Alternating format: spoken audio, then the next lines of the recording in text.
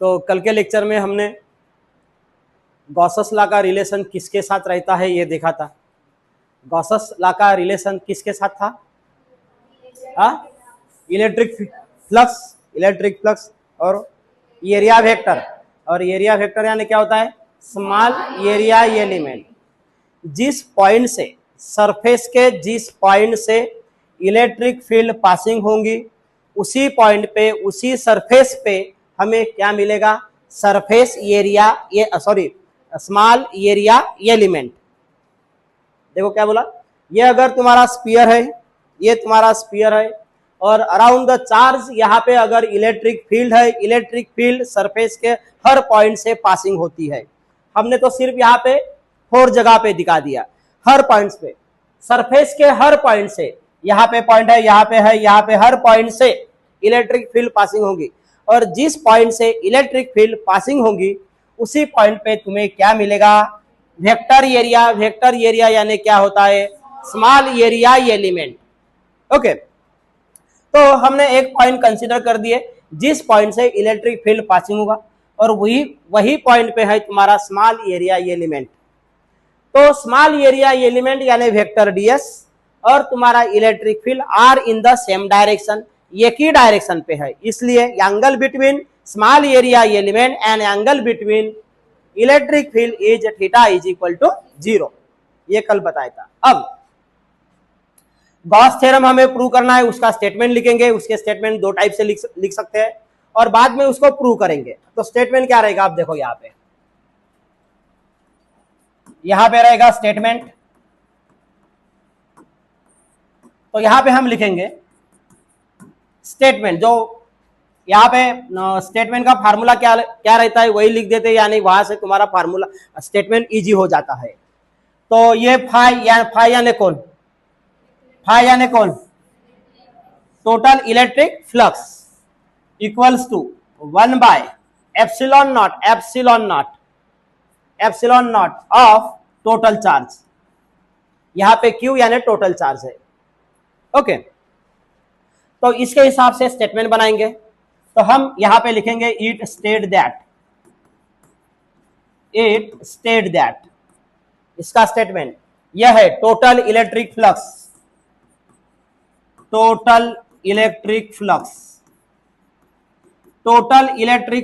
N phi, यह है, ये टोटल इलेक्ट्रिक फ्लक्स किसका रहेगा? ये क्लोज सरफेस एरिया है, ये क्लोज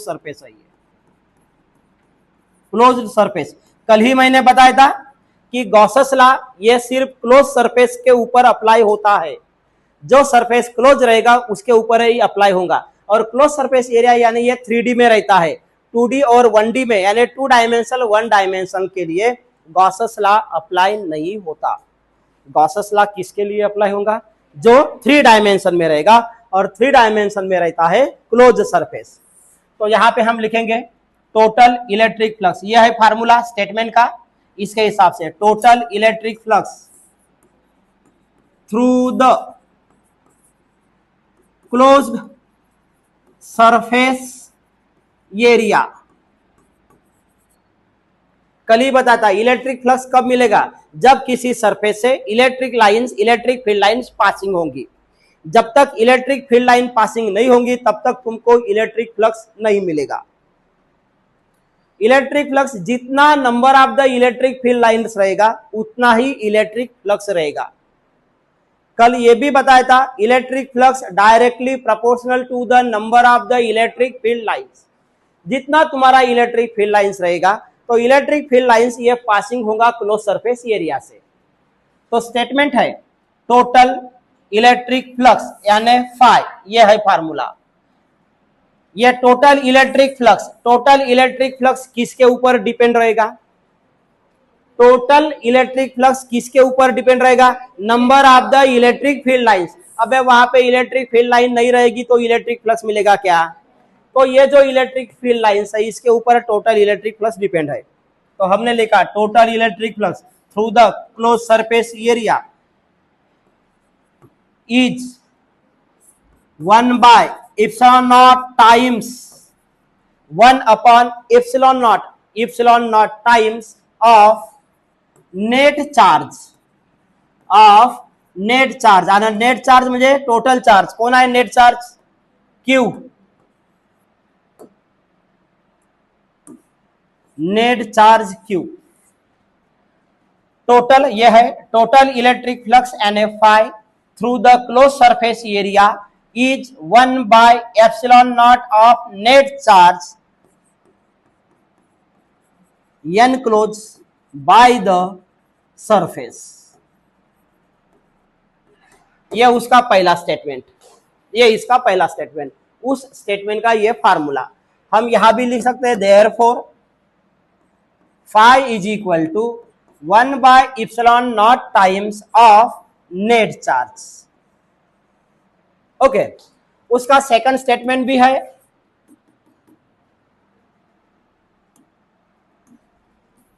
और में लिखेंगे, और में लिखेंगे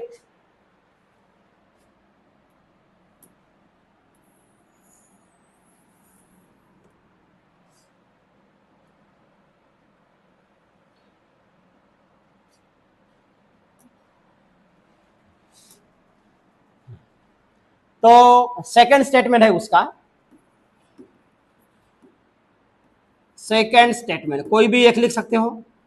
सेकंड स्टेटमेंट, ये इंटीग्रल का साइन और ये क्लोज सरफेस एरिया, इसको बोलते हैं integral of the close surface area. हा इंटिग्रेशनचा सिंबल आपला मॅथमॅटिक्सचा, और वहां पे हमने इंटीग्रेशन में जीरो निकाल दिए वहां पे, तो ओ हुआ. ओ ये इंडिकेट करता है, ये जो जीरो इंडिकेट करता है, क्या इंडिकेट करता है? Close surface area. यानी ओ हुआ integral of the close surface area. Electric field dot vector ds is equal to 1/ε0 times of the net charge. हाँ, सेकंड स्टेटमेंट. तो यहां पे हम लिखेंगे it state that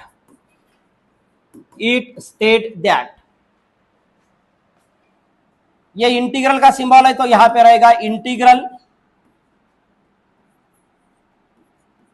integral surface of electric field. ये ई यानी electric field. Integral surface of the electric field. फिर यहां पे थ्रू द क्लोज सरफेस, यहां से जैसा है वैसा. Integral surface of the electric field. इथे का लिहिलाय? टोटल इलेक्ट्रिक फ्लक्स एवढाच लिहिलाय. अब through the close surface area, यहां से यहां पे जैसा है वैसा ही लिखना है. सिर्फ यहां पे क्या लिखना है? ये जो इंटीग्रल सरफेस या integral close surface of electric field through the closed surface area is 1/ε0 times of net charge enclosed by the surface. Therefore, integral of closed surface area, यहां पे electric field dot vector ds is equal to 1/ε0 times of net charge. लिहा लवकर एवढं.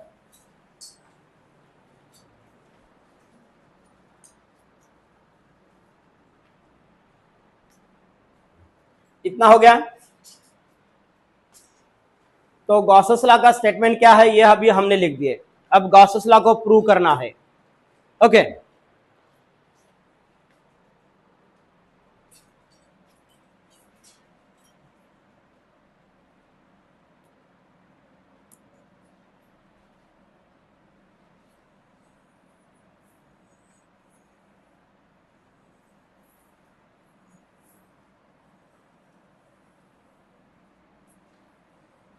दोनों statement में दोनों फार्मूले क्या है वो जल्दी याद कर दो.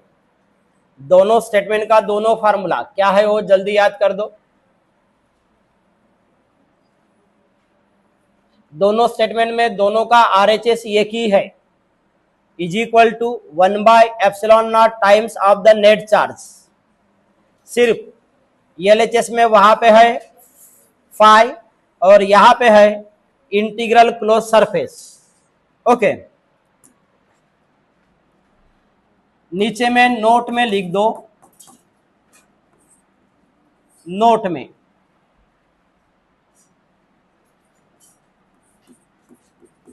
इंडिकेट, यानी इसका रीडिंग कैसे करना है। इंडिकेट लिखने से अच्छा ये रीड याज, नोट में लिख दो रीड याज integral of closed surface area, integral of closed surface, integral of closed surface. फिर अगेन इंटीग्रल निकाल दो और यहां पे ये जो है ये सिंबल, ये वाले सिंबल को ये इंडिकेट करता है, इंडिकेट क्लोज्ड सरफेस।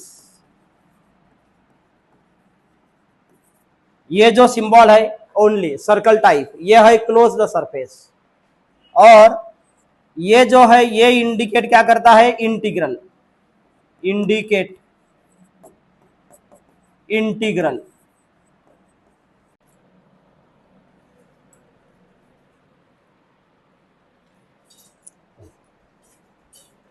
तो ये सिंबल इंडिकेट करेगा तुम्हारा, इस सिंबल को रीड करना है, read as integral of the close surface.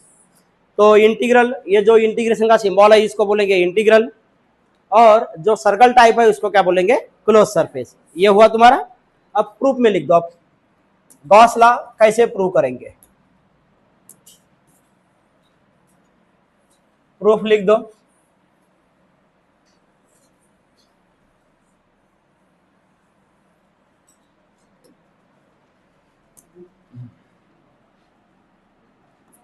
Proof लिख दो। तो स्टेटमेंट के जो दो स्टेटमेंट थे, पहले स्टेटमेंट में तुम्हारा फार्मूला था, पहला स्टेटमेंट का क्या था, total electric flux is equal to 1/ε0 times of the net charge. Okay, second क्या था formula, integral close surface of electric field. ये तुम्हारा इलेक्ट्रिक फील्ड है, यहाँ पे है ये ds, ये वेक्टर ds कौन है तुम्हारा, स्मॉल एरिया एलिमेंट या vector area, is equal to 1/ε0 times of the net charge. Okay, तो यहां पे हम लिखेंगे, लिखना नहीं, we know integral close surface of electric field dot small area element is equal to 1/ε0 times of net charge.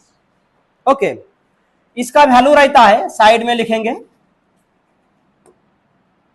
ε0 times, इसका value रहता है 8.85 into 10⁻⁻² coulomb square by Newton पर मीटर स्क्वायर।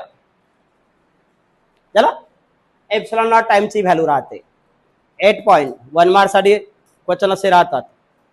तो ε0 टाइम्स का व्हॅल्यू कितना वाचाल कसा, एप्सिलॉन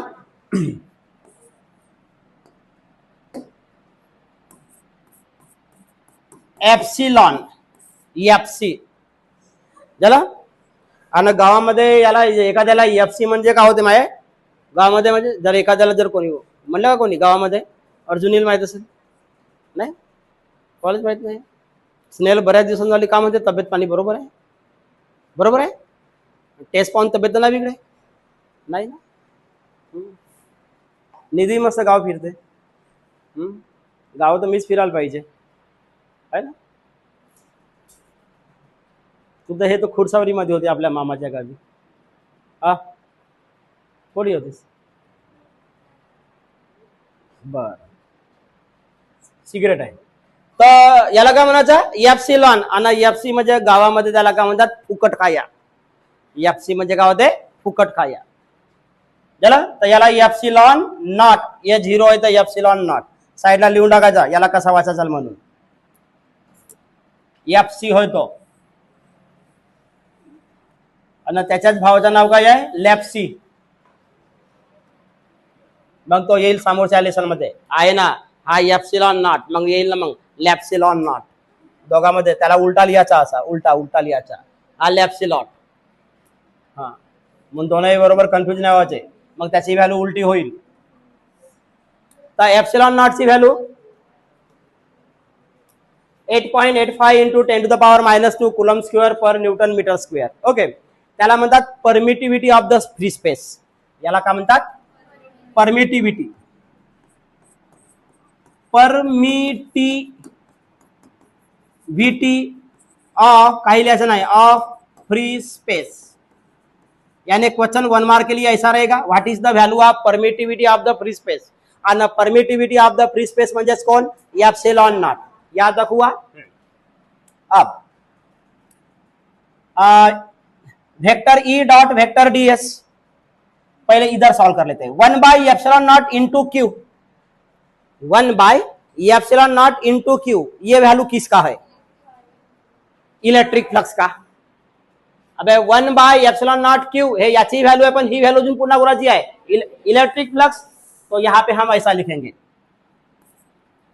क्लोज इंटीग्रल सरफेस या integral of the close surface, electric field dot vector DS. का लिहू इथे सांगा आता, 1/ε0 क्यू म्हणजे का लिहायचा, टोटल इलेक्ट्रिक फ्लक्स. याला असा लिहिलं. नंतर इथे फॉर्म्युला मॅथमॅटिक्सचा वेक्टर मधला फॉर्म्युला पुट करू आपण. Position vector A dot position vector B is equal to A B cos theta, ऐसा लिया. फिर यहाँ पे हम लिखेंगे close integral surface E dot DS म्हणजे का लिहाचा, E DS cos theta is equal to total electric flux. आए समझ में. फिर अब ये जो थीटा है, ये थीटा कौन है, theta is angle between small area element and electric field. फिर यहां पे लिखेंगे where theta is angle between electric field and सांगा कोण, स्मॉल एरिया एलिमेंट. मग सांगा थीटाची व्हॅल्यू किती लिहायची, 0. थीटाची व्हॅल्यू 0, कारण दोनही एकाच डायरेक्शन मध्ये आहेत. त्याला बघा प्रूफ कसा लिहिले, कसा प्रूफ लिहिले. पहिले का लिहिले, we know integral of close surface, मग त्याच्यामध्ये काय लिहायचा, vector E dot vector DS is equal to 1/ε0 of net charge म्हणजे कोण, क्यू. मग राईटला ती कोणाची व्हॅल्यू आहे, टोटल इलेक्ट्रिक फ्लक्स म्हणजे कोण, फाय. झाला. मग साईडला तुम्ही लिहिले एप्सिलॉन नॉट ची व्हॅल्यू किती लिहिले, 8.85 इंटू 10⁻⁻² कुलम स्क्वेअर. तुम्ही लिहिताना सी म्हणजे कोण, कुलम. ओके, नंतर काय लिहिले तुम्ही, मग E dot A dot B general formula using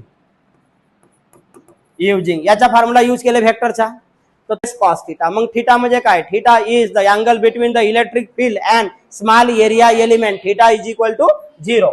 फिर यहां पे लिखेंगे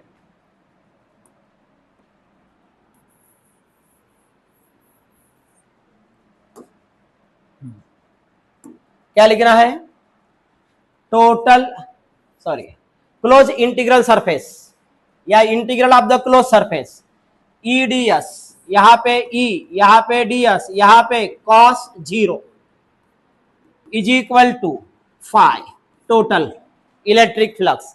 कॉस 0 ची व्हॅल्यू किती राहते, 1. तो यहां पे integral of the close surface E ds is equal to phi, यहां पे हम लिखेंगे cos 0 is equal to 1. Okay, फिर इसको सीधा कर देते हैं ऐसा, total electric flux is equal to integral of the close surface E ds. तो एक काम करतो मी, इंटिग्रेशन मधून ई ला बाहेर काढू आणि इथे लिहू डीएस, इथे लिहायचा डीएस, क्योंकि इस स्फीयर का एक छोटा सा पार्ट यानी कौन है, डीएस है. इस स्फीयर का छोटा सा पार्ट स्मॉल एरिया एलिमेंट यानी डीएस है. क्योंकि ds लाइज ऑन स्पियर. आणि स्पियरचा इथे आपण लिहिलो होतो यस, स्पियरचा पूर्ण सरफेस किती आहे 4 पाय आर स्क्वेअर. तो यहाँ पे ये तुम्हारा टोटल इंटीग्रल, ये टोटल तुम्हारा फ्लक्स. फिर यहाँ पे ये ई याज इट इज इथे इंटिग्रेशनचा formula, integration of dx is equal to x. Integration of जसा derivative of x is equal to 1, तर integration of dx is equal to का होईल x. मग इथे इंटिग्रेशन ऑफ s का ds का होईल s. आणि हा s म्हणजे कोण, s म्हणजे कोण, surface area of spear. Surface area of spear हमने शायद डायग्राम में लिखा था हमने. यहां पे टोटल इलेक्ट्रिक फ्लक्स, यहां पे ई या जी डी और एस का वैल्यू क्या लिखेंगे 4 पाय आर कोणता कॅपिटल, तिथे कॅपिटल दाखवलं 4 pi R square. Flux is equal to total flux is equal to, फिर ई इसका वैल्यू रहता है, इथे एक एक उसका वैल्यू पाठ करा लागतात ना, 4 pi epsilon naught into Q by R square. ही कोणाची व्हॅल्यू होय ईची value. 1/4 pi epsilon naught into Q by R square. त्याला आणि इकडे पुन्हा कोण आहे तुमचा 4 पाय आर स्क्वेअर. हे ईची व्हॅल्यू आहे, लिहिताना डायरेक्ट दाखवायचा इलेक्ट्रिक फील्डची. अब देखो यहाँ पे क्या क्या कैंसिल होता है, काय काय कैंसिल होईल सांगा. 4 pi R square, 4 pi R square. मग करायला सांगा, करायला सांगा. इथे करायला 1/एप्सिलॉन नॉट आणि इकडे करायला क्यू. बघा हा काय भेटला, हा का भेटला. मी याले म्हणलो गॉसला, ग्लासला नाही गॉसला. होय का गॉसला, होय ना बे. Total electric flux through the close surface is one by epsilon naught of the net charge. भेटला. This is the Gauss law. लिया.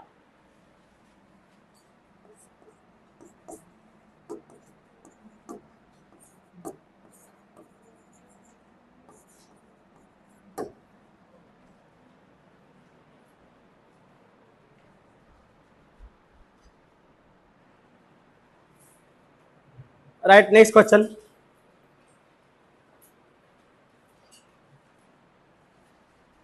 Write the importance of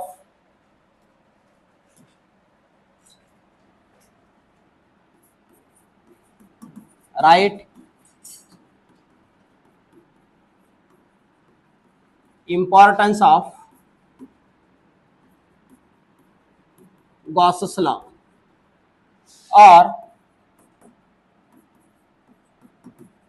write the uses of Gauss's law.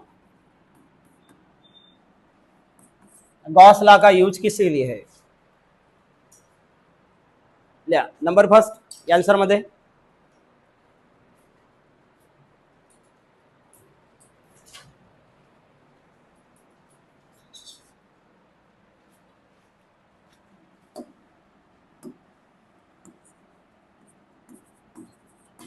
लिया number 1, to find the value of electric flux.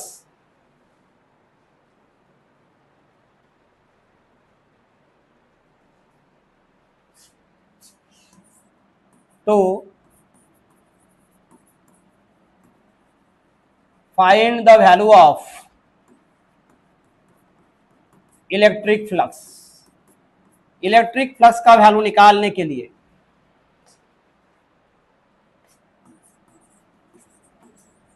Second, to determine the intensity of electric field.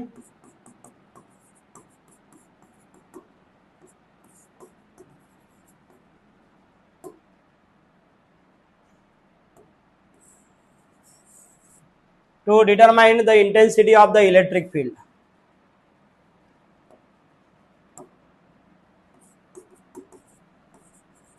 Of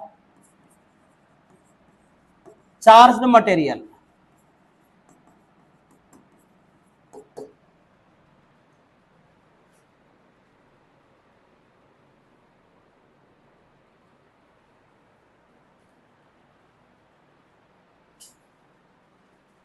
है ना। तो पहला importance या पहला use ये है कि to find the value of the electric flux, electric flux का वैल्यू निकालना है तो गॉस लॉ यूज करेंगे। Second, to determine the intensity of the electric field, electric field की इंटेंसिटी कितनी ज्यादा है, कितनी अच्छी है, तो डिटरमाइन करने के लिए गॉस लॉ यूज करेंगे। लेकिन वो मटेरियल भी कैसा चाहिए, चार्ज मटेरियल, ये यहाँ पे जरूरी है, चार्ज मटेरियल। अगर वो मटेरियल चार्ज नहीं है तो इलेक्ट्रिक फील्ड का इंटेंसिटी नहीं निकाल सकते। चला अंडरलाइन करा, चार्ज मटेरियल, वो मटेरियल चार्ज चाहिए।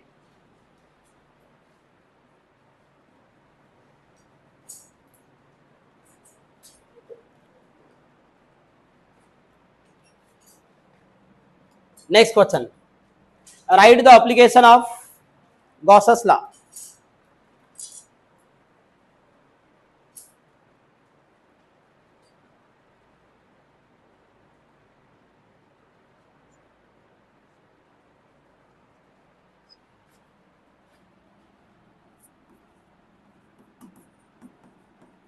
Right the application of Gauss's law. तो इसके 3 एप्लीकेशन है और जो 3 एप्लीकेशन है उसका डेरिवेशन भी है। गॉसस लॉ का जो 3 एप्लीकेशन है वही 3 एप्लीकेशन का क्या है, derivation.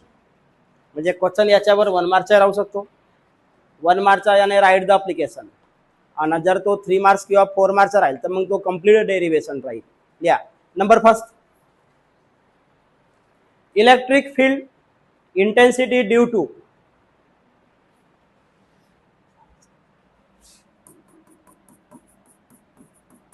Electric field intensity due to charge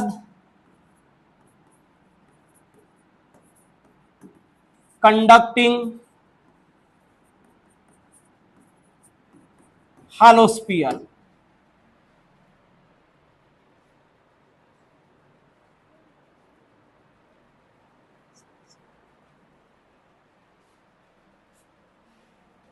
electric field intensity due to charge conducting hollow sphere। Second लिख दो, यही लिख दो, electric field intensity due to पर्यंत याज इट इज लिया।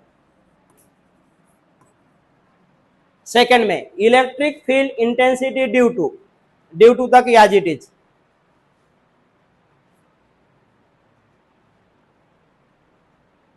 ड्यू टू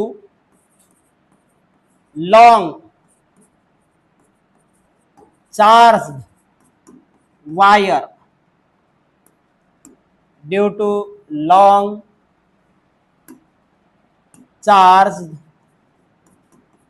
वायर और cylinder,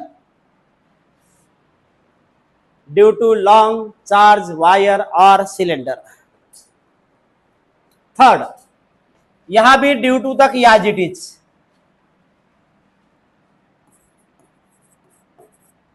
थर्ड में भी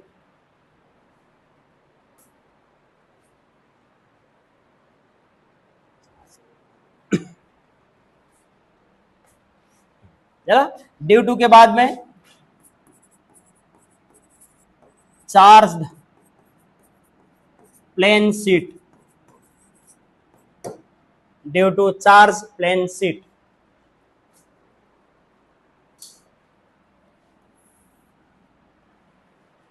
जरा, तो गॉसस लॉ का एप्लीकेशन 3 एप्लीकेशन है।